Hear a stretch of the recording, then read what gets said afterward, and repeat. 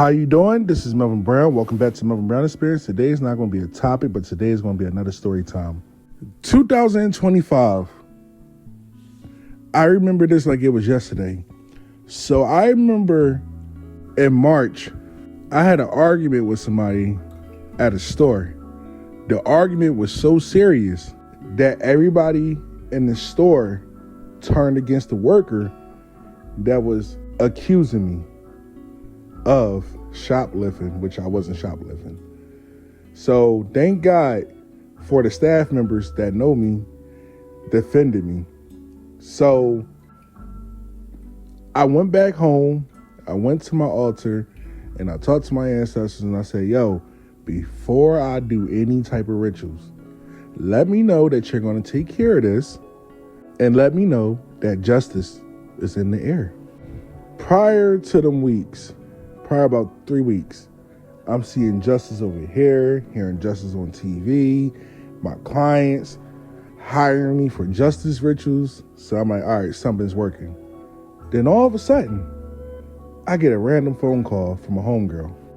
FaceTime audio. I just got out the shower and I had my robe on. So I answer. I'm like, yo, what's up, baby girl? She's like, Melvin, look at this. I'm like, okay, what the fuck are we looking at? Just shut up. So I'm looking at, I'm like, what is this, a Zoom call? She said, no, this is the court case. Court case about what? My mom. Now, if you follow me, I came out with a video probably a year ago called, I Hope Your Flowers Bloom. So I'm looking at the court case and everything, and I'm looking at the TV, and I'm like, who are all these people on these TV screens? That's the victims. I'm like, the victims? Yeah. It was like 20 of them. I'm like, yo, what the hell they was doing?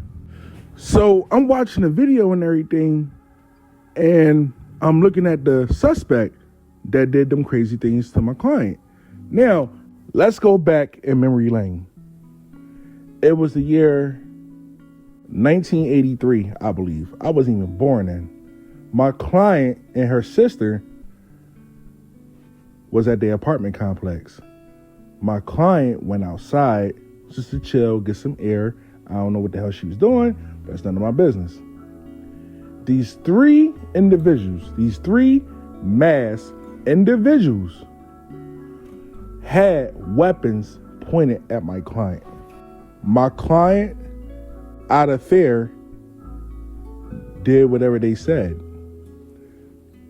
They walked her into the condo or the apartment complex where they was living at. The sister was in there. Now, this might be a little graphic, but it's a true story. This is my client's side of the story. Her first person with her own eyes.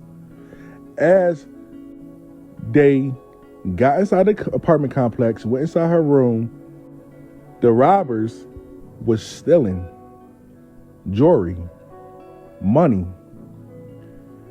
What they should have did was just walk away afterwards. But you know, and I know, it wouldn't be a story time without saying this.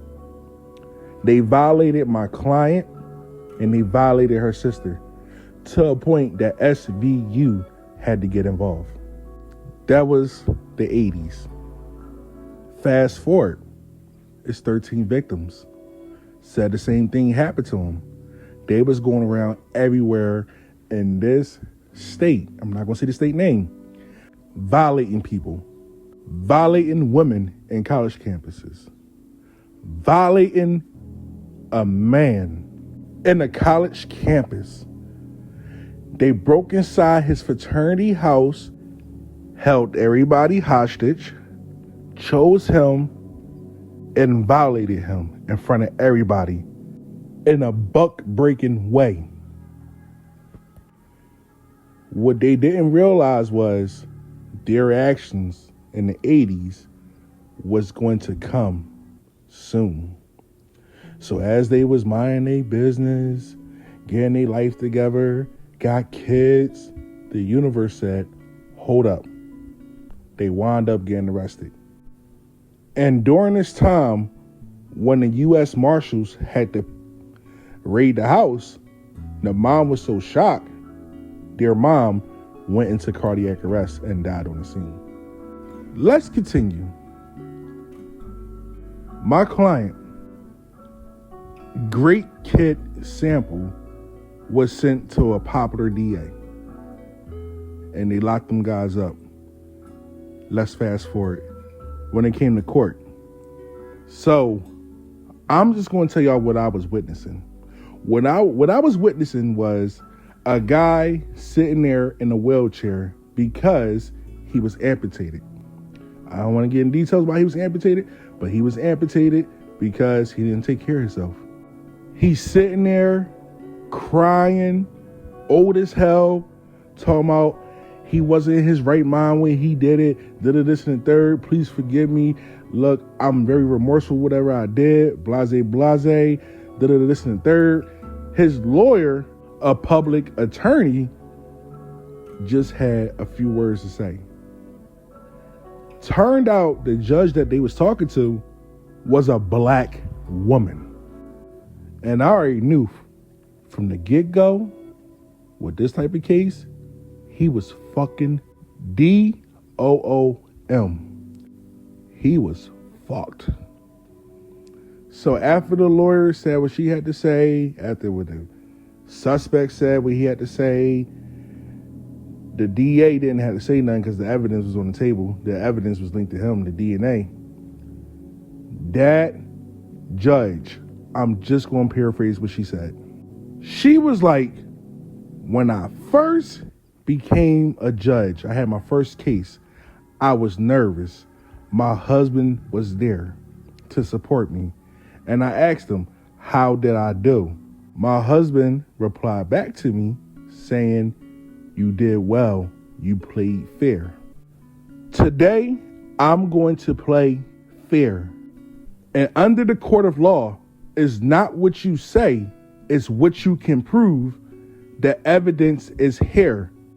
She said his name, such and such. I hereby find you guilty on all charges.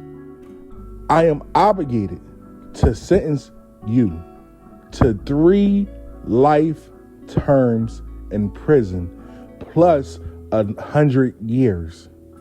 And then she started adding more numbers and more numbers. 100 years for this, 20 years for this, 30 years for this. It was just so crazy. And the way how the judge was acting, like she was passionate. Like you could feel the fire from her words. And she like, you are a disgrace. You are a despicable human being. You should not ever see the light outside for the rest of your life. You will be condemned for the rest of your life in jail. May God have mercy on your soul. You put a lot of people through trauma and you're asking for forgiveness? No. She said it real loud. He's sitting there scratching his head, grabbing tissue, wiping his eyes out because he ain't never getting out of jail.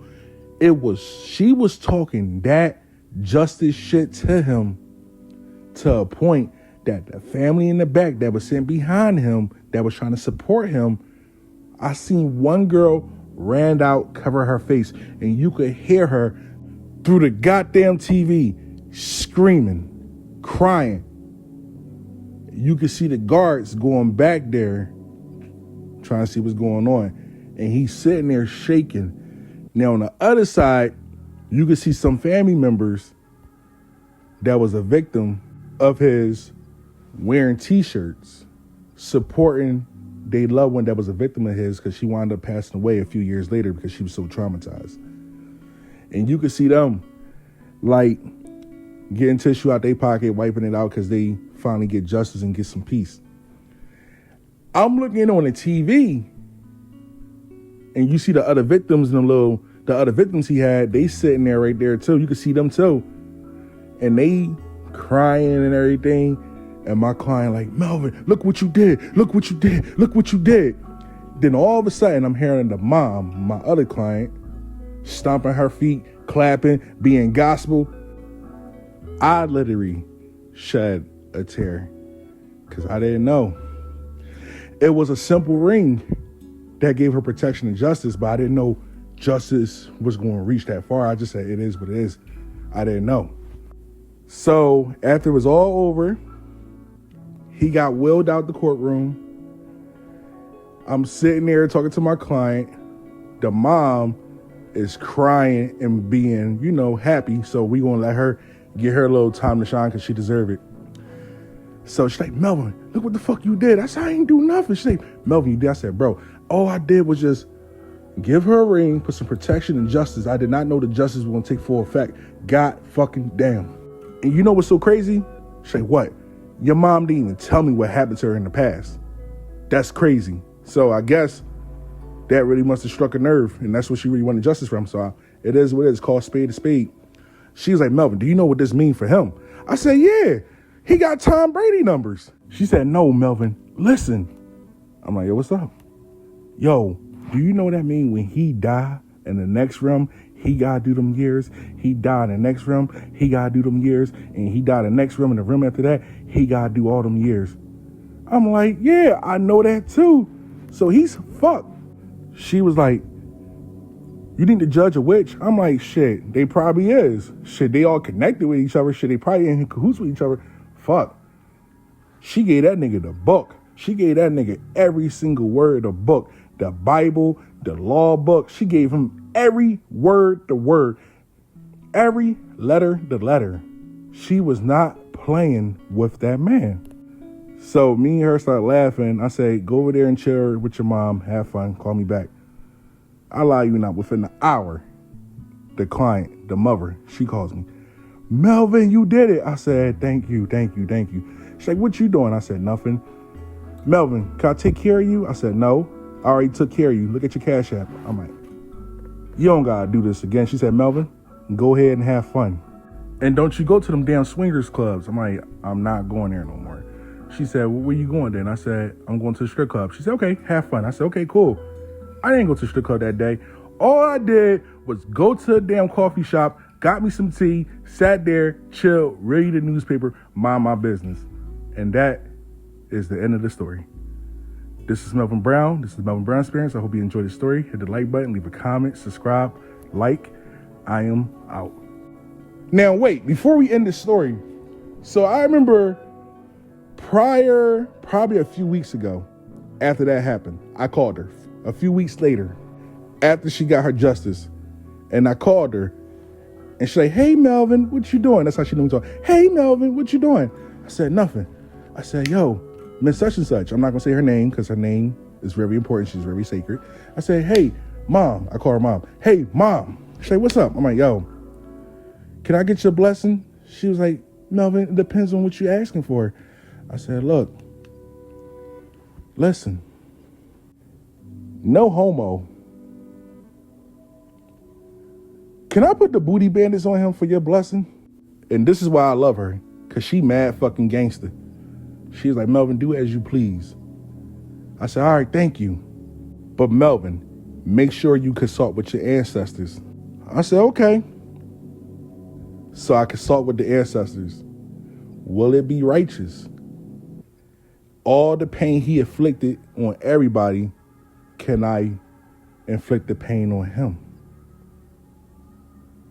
It said yes.